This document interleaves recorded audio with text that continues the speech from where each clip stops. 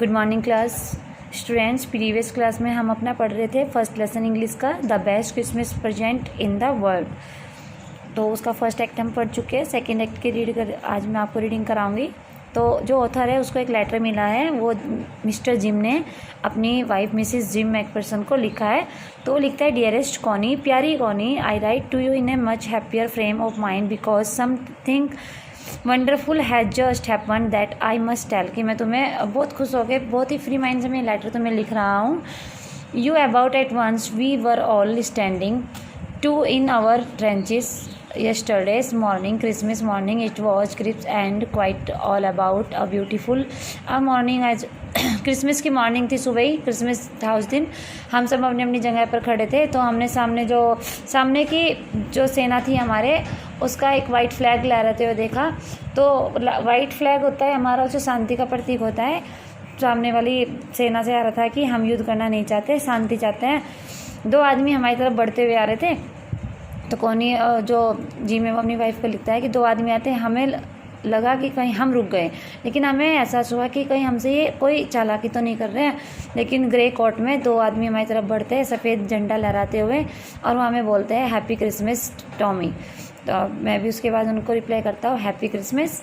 तो जो वो ग्रे कोट में जो आदमी था वो था हांस वुल्फ, जर्मन टीम का कप्तान, जो कैप्टन था, जर्मन टीम का कैप्टन था। वो ऐसे कहता है कि मैं तुमसे बात करना चाहता हूँ, मैं तुमसे मिलना चाहता हूँ। दोनों एक दूसरे को अच्छे से जानना चाहते हैं। तो वो बताता है कि I am from desert drop, कि मैं डेजर्ट ड्रॉप से, I play the cello in the orchestra, कि मैं ऑर्केस्ट्रा में शैलो बजाता हूँ, एक पियानो की तरह के होता है। तो कैप्टन जिम कहते हैं कि captain Jim McPherson, I reply, मैं भी रिप्लाई करता हूँ, and happy Christmas to you too, मैं भी उसको क्रिसमस विश करता हूँ। I am school teacher from Dorset in the west of England, कि मैं भी जो इंग्लैंड में डोरसेट है वहाँ पे स्कूल टीचर था। तो वो उससे कहता है कि हाँ, तो हैंस वुल्फ कहता है कि वो डोरसेट को तो मैं बहुत अच्छे से जानता हूँ, बहुत अच्छे से उस स्थान को जानता हूँ, उसके बारे में सब कुछ पता है। वो मुझसे हम सारी बातें शेयर करते हैं। वो कहता है कि मैं कभी वहाँ गया नहीं हूँ, पर मुझे बहुत अच्छे से वहाँ की लैंग्वेज आती है, बहुत अच्छे से मैं जानता हूँ। उससे बोलता है कि थॉमस हार्डी मेरी फेवरेट बुक थी, जिसके राइटर थे थॉमस हार्डी, और बुक थी बात साहेब की, और थॉमस हार्डी की जो बुक थी बात साहेब, वो बोलता है कि मुझे वो पढ़नी अच्छी लगती थी, मैंने वो पूरी पढ़ी है। हम दोनों साथ में ड्रिंक की, खाया पिया, क्रिसमस को सेलिब्रेट किया अच्छे से। तो then someone I don't know who brought out a football great coats, तो हमने साथ में फुटबॉल मैच खेला। और हमारी जो थिंक थी वो ये थी कि क्या इस फुटबॉल मैच की हार जीत से हमारे युद्ध की हार जीत नहीं जुड़ सकती? क्या जो हम ये वार कर रहे हैं उसकी हार जीत उससे नहीं जुड़ सकती? तो वो सब कुछ उसको बताता है। नो व्यूज बिकम विडो, की कोई विडो नहीं होगी, कोई बच्चा अनाथ नहीं होगा। अगर ऐसे किसी भी युद्ध में ऐसे शांति हो जाए एक फुटबॉल मैच से, तो कोई भी बच्चा अनाथ नहीं होगा, कोई भी औरत विधवा नहीं होगी। I did prefer cricket, I told him, then we Tommies could be sure of winning probably, we laughed at that, हम हंसने लगे। And together we watch the game, और साथ में गेम खेलने लगे। सैड टू से, और क्या कि दुखी हुई। कॉनी फ्रिज वॉन, फ्रिज जो थी जर्मन से, तो जीत गई 2 गोल से 2-1, 1.5 गोल से वो जीत गई। But as Hans Wolf generously said, बड़े उससे कहा कि our goals was wider than their, so it was not quite fair.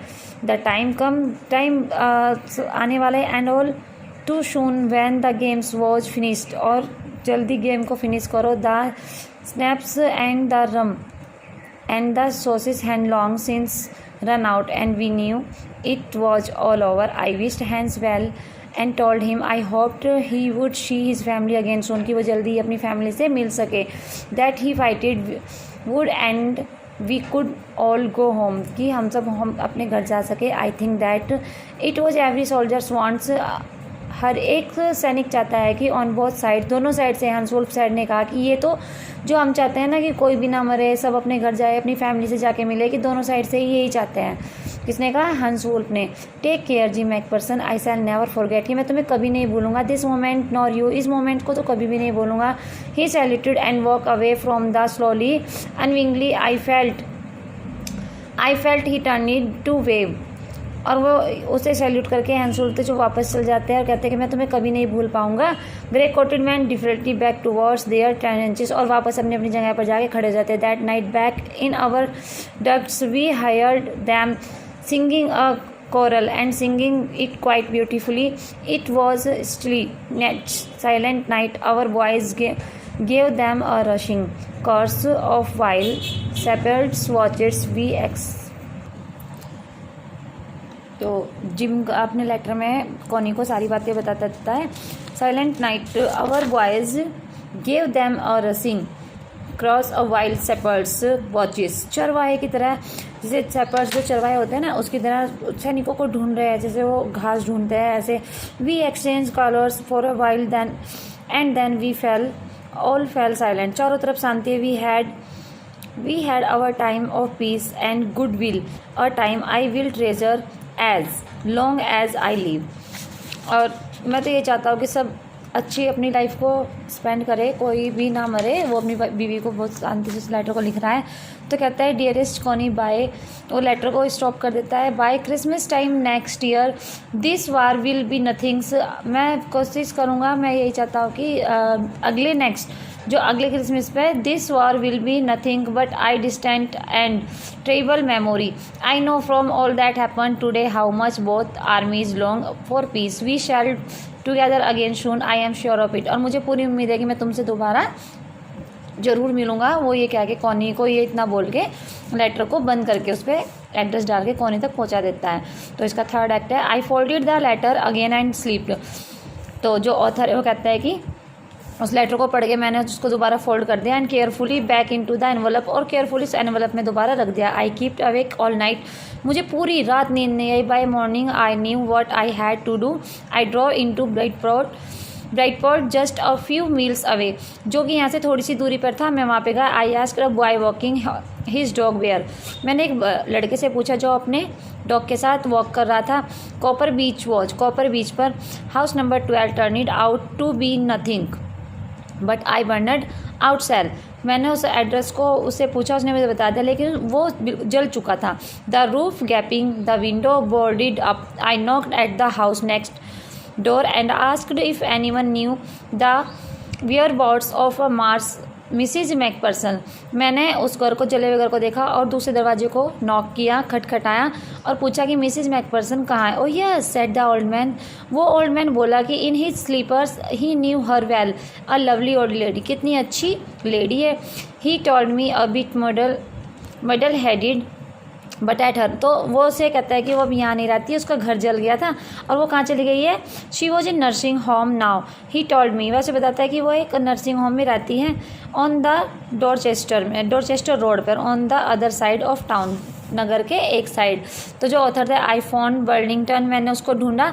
House nursing home easily enough, there are paper Chinese chains up in the hallway and a lighted Christmas tree stood in the corner with a lopsided, तो जब मैंने जाके देखा कि एक angel on the top, कि वहाँ पे क्रिसमस ट्री रखा हो। I said I was friend come to visit Mrs McPherson, कि मैं मिसिज मैकपर्सन से मिलने आया हूँ। To bring her a Christmas present, उनके लिए एक क्रिसमस का तोहफा लाया। I could see thought into a dining room where everyone was wearing a paper hat of singing, सब ने वहाँ पे, जितने भी लोग थे सब ने वहाँ पे पेपर हैट पहनी हुई थी और सब गाना गा रहे थे। The matron had a hat on too and seemed happy enough to see me, she even offered me a mince pie, सब थे। She walk me along the corridor, मैं कॉरिडोर में गया। Mrs McPherson is not in with the others, किसी के साथ नहीं थी। शी टोल्ड मी, वह मुझसे बोली, she is rather confused today,